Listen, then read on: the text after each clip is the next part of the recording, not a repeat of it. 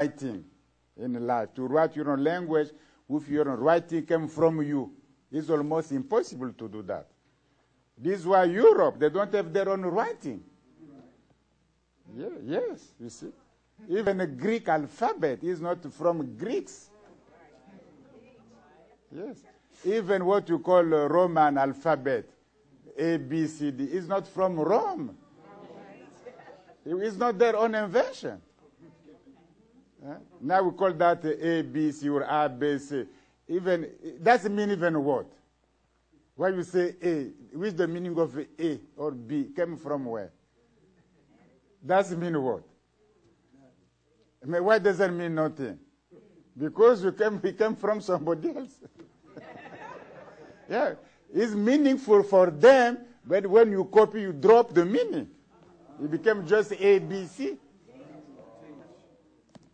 So at the same time, they say Africa is the cradle of humanity.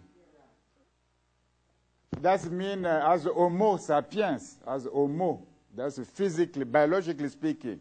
But at the same time, if the Homo sapiens start in Africa, so he has a brain, has a thinking, he questions the cosmos himself, what is life, what is death, what am I to do. So that thing starts in Africa too, with Homo sapiens. You don't just live like that in a bush.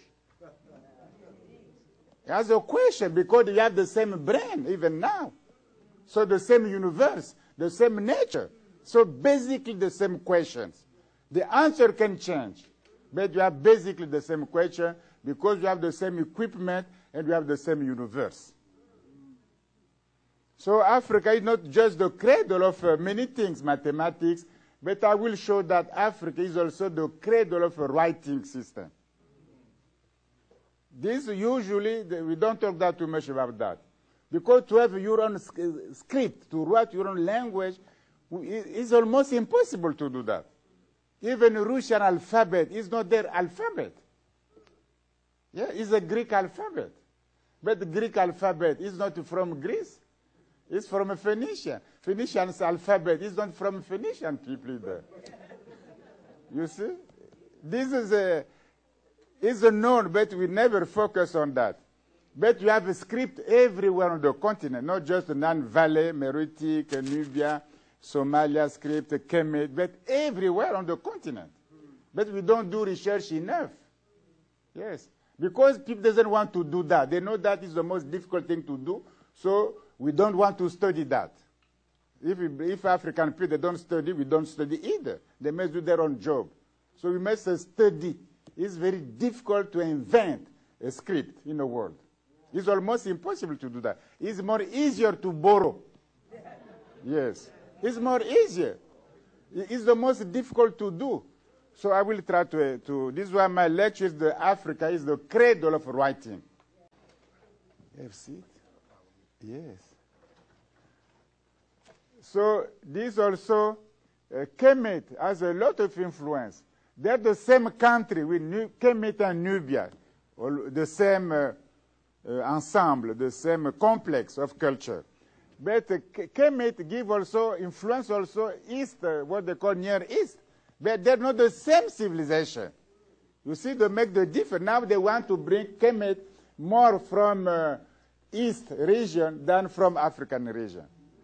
Yes. Yeah, do you see? But in fact, Kemet is here. This is a Kemet, the same country, Nubia, and this influence all these civilizations, chiefly in writing, in spirituality, in papyrus, even paper. You don't, they wrote here with a clay. You don't travel with a lot of clay, it's too heavy. But Kemet, they write with a papyrus. So you have Greek papyrus, Roman papyrus, everybody in antiquity used Egyptian papyrus.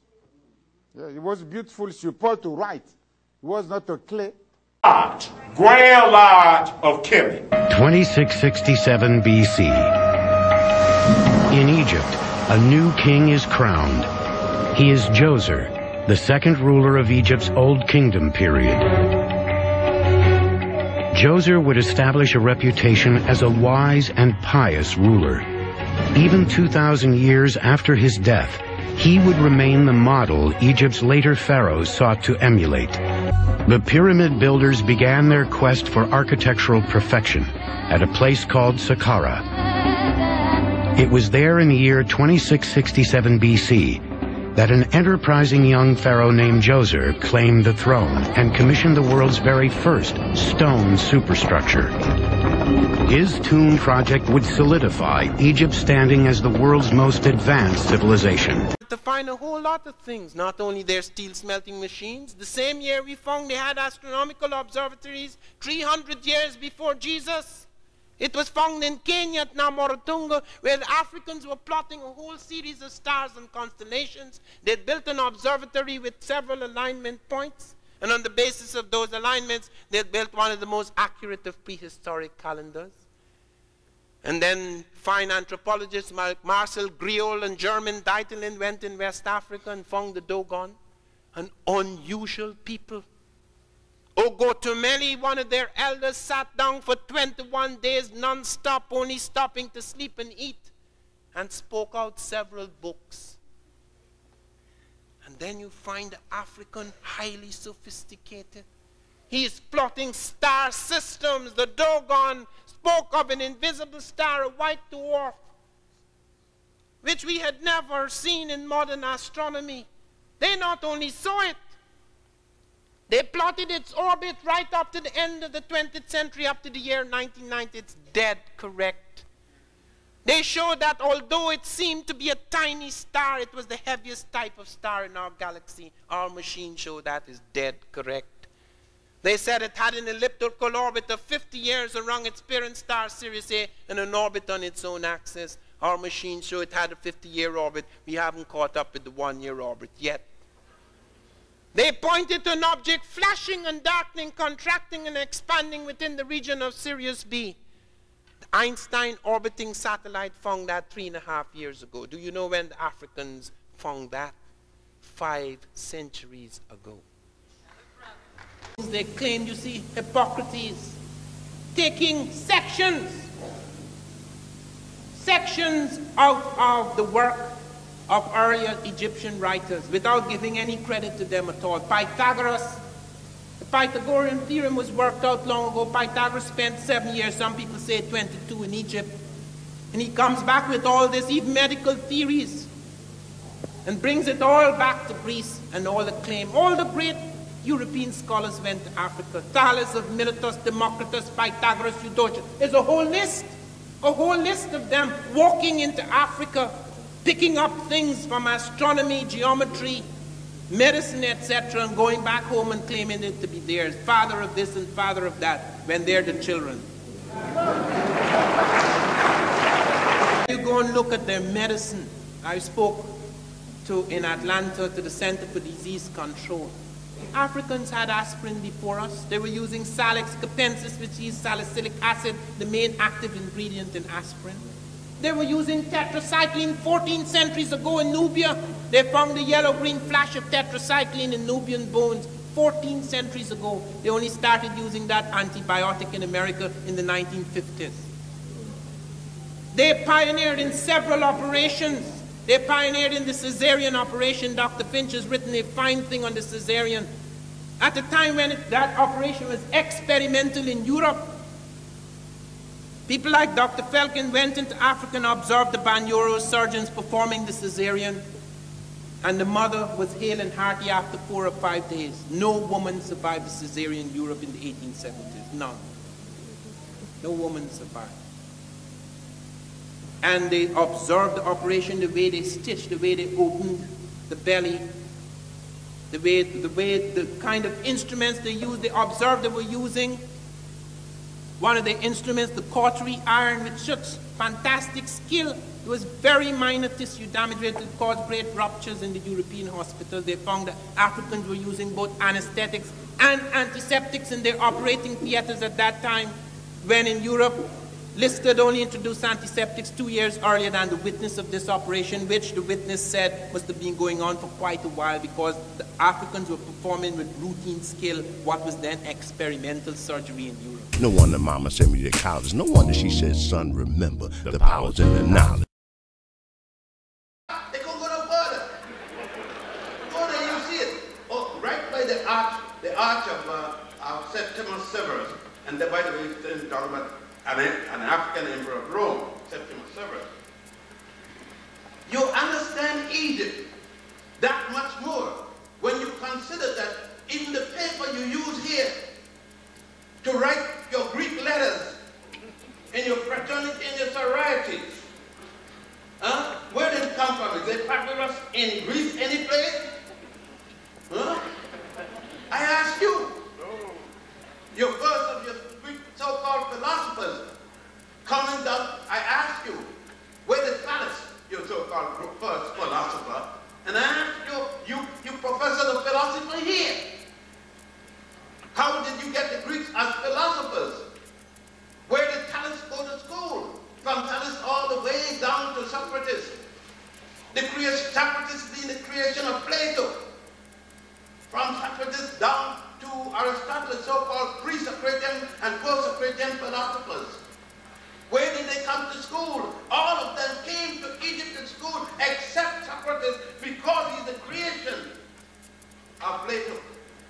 One out of them, because nobody can give you any report, no contemporary for Socrates. And then if that is so, if they are the first philosophers, and the first one is Thales, and Thales doesn't come to us before 600 BC, then you are going to tell me that there could be philosophy, no, that the Africans along the line have no philosophy, and yet they had nations, yet they had societies, yet they had governments, they had concept about gods and goddesses, they had concept about death, life, death, and resurrection to the netherworld. Can you do that without philosophy? Africans in an ancient land that they called Kemet were the first to construct obelisks of solid granite over 170 feet high. They were religious and scientific instruments. The obelisk could be used to determine the meridian for astronomical calculations and as an accurate shadow clock. An African-born mathematician named Eratosthenes used an obelisk in Kemet to determine the radius and circumference of the Earth. Here's how it could be done. By measuring the shadow of an obelisk of known height, the angle of the sun can be determined.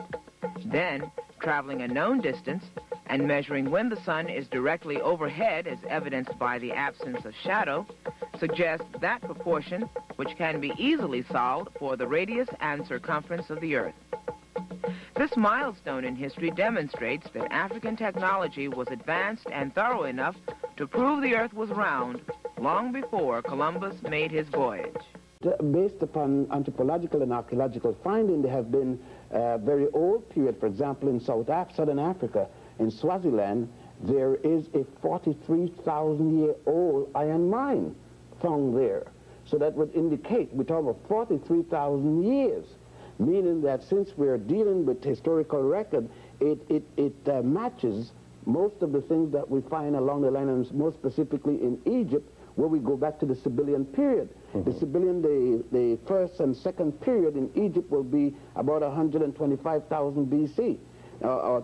Back to 300,000 BC. The second period would be 125,000 to 25,000. So in between here, that mine was being used, meaning then that the Africans in the southernmost tip of Africa, otherwise then called Monomotapa, the earliest name when the Europeans came, it was called that, were involved and engaged in iron mining at a time when it wasn't so done in Egypt, because the civilization or high cultures traveled down to Egypt from the central part of Africa. In the American world that are African, I want specifically to touch on the Olmec, because there they have presence peaceful here in this hemisphere?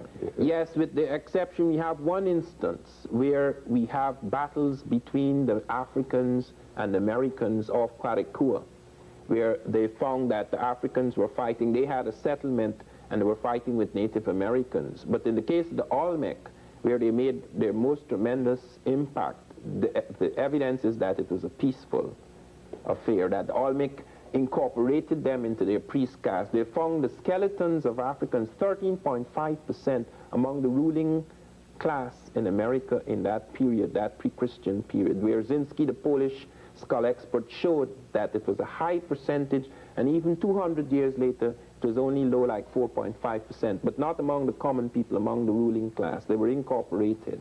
In this return voyage process that you described using these currents, were any Native Americans brought back to the African continent? Yes, we have evidence of a Native American village in North Africa.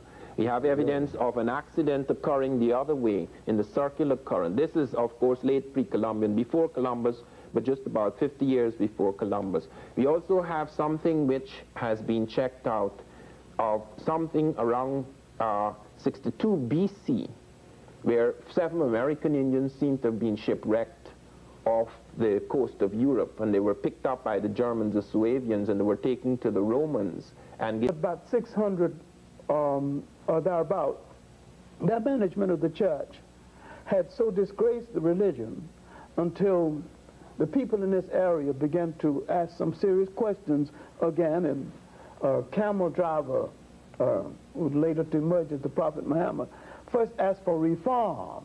Failing to get reform, he asked for the making of a new religion. And with the help of Zayd bin Harith and Bilal, 2 Ethiopians, he brought Islam into being. And Islam, as a military force, pushed the Europeans back into Europe, and they would not emerge until the 15th and the 16th century as a power threat to the rest of the world. Again, number one, Christianity started in Africa at a place called Alexandria with 2 people, Tantius and Boetius. It spread across the North African continent. There were 7 patriarchs, equivalent to the word pope, 27 bishops before it arrived in Europe. It's not fiction.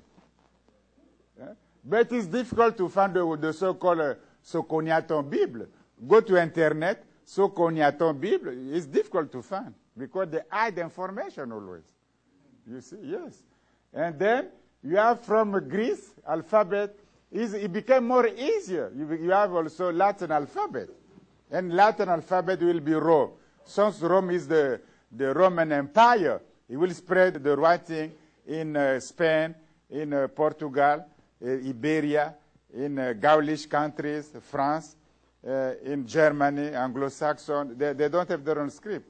So Western civilization has a script from Roman, and Roman from Latin, Latin from Greece, Greece from Phoenician, Phoenician from Kemet. Yes, even Gardiner said that when we use ABCD, we still use Egyptian script. It's said by Gardiner. Not in his grammar, he has a paper in a journal for Egyptian archaeology. It's written by Gardiner. Documents we can read very easily, and there may well be independent confirmation of the historicity of some form of a Trojan War in those documents. And so what I'm really asking is, why is it that we're just really looking in one direction when we're talking about the origins of Greek civilization? When Alexander entered Egypt, he wrote home to his mother and said that he at last reached the land where the Greek gods began, Apollo and Zeus. And he wanted to consult one of the great African teachers of oracles. And the oracle asked, "How old is this man?" He said, 32. They said, "In 20 years, maybe he'll be wise enough to ask me a question that I care to answer." This is Cleopatra showing her in travail, that is labor. Show this because the ancient Egyptian women, when they wanted to determine, we don't have that much longer to go, we'll be finished in about 10 minutes here. Ancient Egyptian women, if they wanted to find out whether they're pregnant or not, used to bring a sample of their urine to a midwife or to the priest, who whereupon would take that urine and go out into his garden or her garden and sprinkle it all over their plants. They would watch the plants for a week. If the plants shot up, they would be able to say, "Yes, you are pregnant." Well, this was actually tried in the laboratory, and it was found out that yes, the urine of pregnant women does have an accelerating growth on plants, certain plants anyway.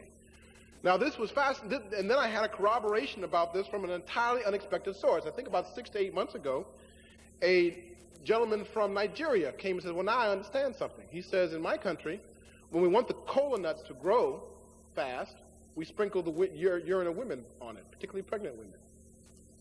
So here, what, 2, 3, 4, 5,000 years ago, we find these people had, in effect, a rabbit pregnancy test.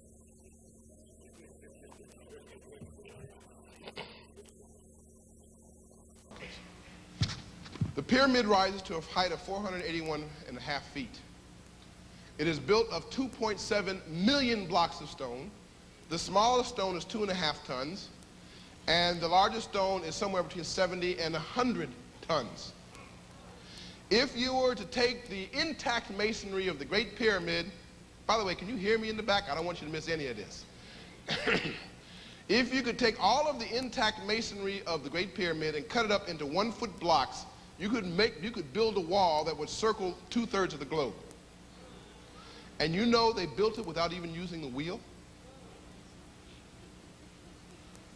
They used to float 1,000-ton blocks of granite from Aswan 500 miles down the river, and they can't even do that today. The pyramid was oriented precisely to the 4 cardinal points.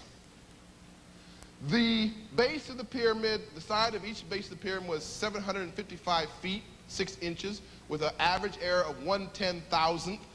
The casing stones that covered the pyramid were so finely jointed that you could not and cannot insert a piece of your hair in between the joints, even today, where they are still in existence. The area of the base of the pyramid is 13 acres. But it's real interesting. If you look at the height of the pyramid, it is, if you measure it, it is the radius of a circle that you can create by turning the base of the square base of the pyramid into a circle. And therefore you can find the square base by the area of the perimeter of the square base by 2 pi r. So that means they had built the constant, the geometric constant of pi, into the pyramid. The descending passage was precisely aligned to the North Pole star that was in place 3,350 years BC, which only, and it used to shine down to the grotto into a pool of water, and of course it's only in that place once every 26,000 years. The so-called ventilating shaft of the King's Chamber oriented exactly to Orion in the southern heavens, and the one from the Queen's Chamber is oriented exactly to Sirius, also in the southern heaven. There has never been anything like it in the world. Nothing.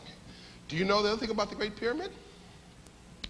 Where the Great Pyramid sits, if you were to take all the longitude, there are 360 degrees of longitude around the Earth, right? The longitude of the Great Pyramid goes through more landmass than any other longitude in the world. The latitude of the Great Pyramid, going right through the Great Pyramid, goes through more latitudinal landmass than any other latitude in the world. So the Great Pyramid, from the point of view of land, is the center of the Earth.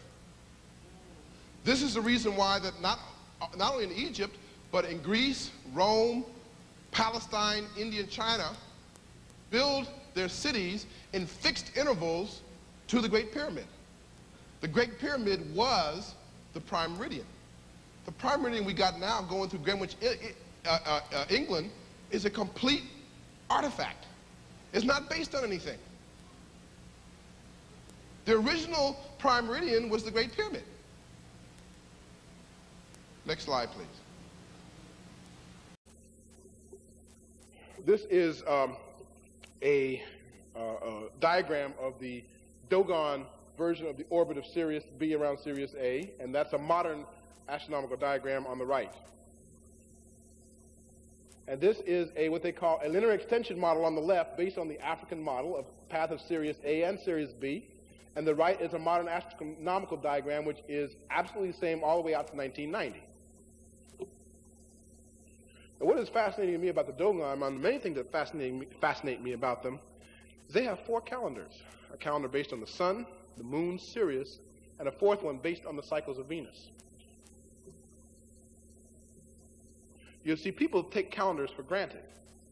We think calendars are something to tell you the months of the year, the days of the week, what season you're in, and you don't understand that the calendar was probably the first great intellectual achievement of mankind, or humankind.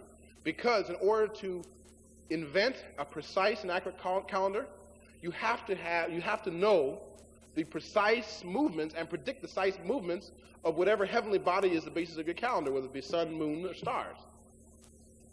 So that means a long period of astronomical observation, accurate observation, preserving the record of your observations, and being able to predict your celestial movements. It looks as if that the ancient Kemites, and by the way, the Dogon too, also had a calendar based on a 26,000-year cycle we call the precession of the equinox.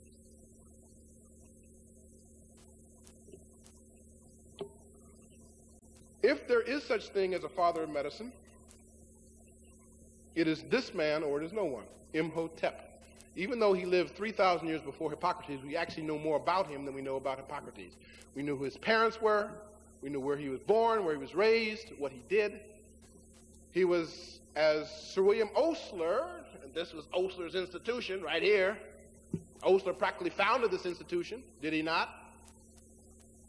Osler said of Imhotep, and by the way, Osler himself was, I've read some books by Osler. Osler was no joke. He was real. He was a real Renaissance physician, one of the last in this country anyway. And what does he say about Imhotep? The first figure of a physician to stand out clearly from the mists of antiquity. Or as I like to call him, the first universal genius of whom we have any knowledge.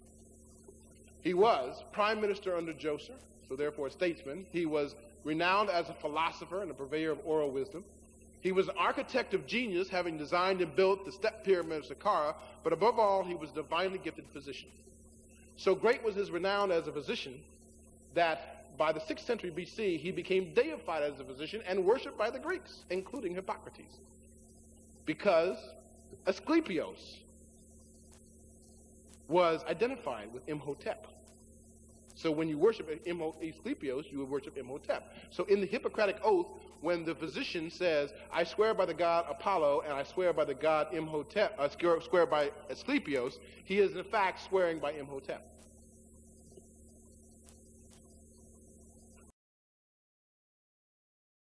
These are various kinds of surgery practiced in traditional Africa, particularly in East Africa. We won't dwell too long. These are various East African surgical instruments. In particular, I want you to pay attention to the implement on the right, the burning iron, the cautery iron, because it becomes important right about now. As I say, my pièce de résistance, my crowning glory. I won't say mine, but since I'm presenting it, I call it mine. Because if there's any single, if someone said, Dr. Finch, show one slide to make your entire point, it would be this one, of all the ones that I've shown. R.W. Falcon, a medical missionary traveling in Uganda in 1879, interested in traditional obstetrics, came upon this scene in a village in the Banyoro Kingdom of Uganda and was allowed to witness it. Woman, 20 years old, first pregnancy, in labor 3 days without progress.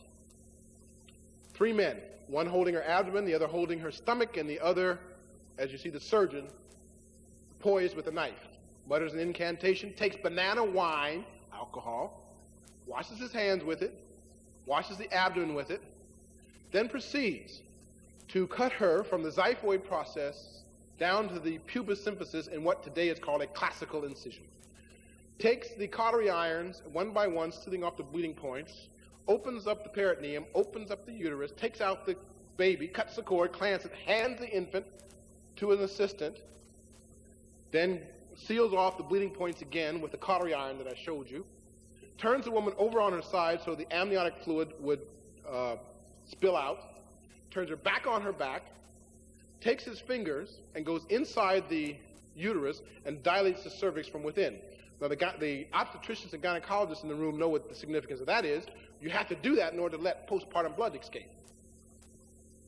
Again, sealing off the bleeding points with red-hot cautery irons, then closing the uterus and the abdomen with 7 sharp spikes.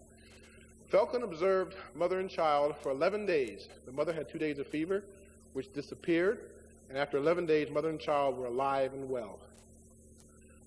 An elective cesarean section like this, elective, was not even done routinely in Europe until 20 years later.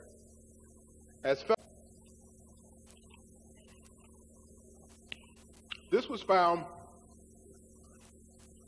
This was found nearly 2,400 years ago in Alexandria, in Egypt. People for a long time, it's dated that time. It was found 100 years ago. People thought it was a bird for a long time until a NASA engineer says, well, look, no bird has that kind of a body. No bird has reverse dihedral wings, and what you can't see is no bird has a vertical tail.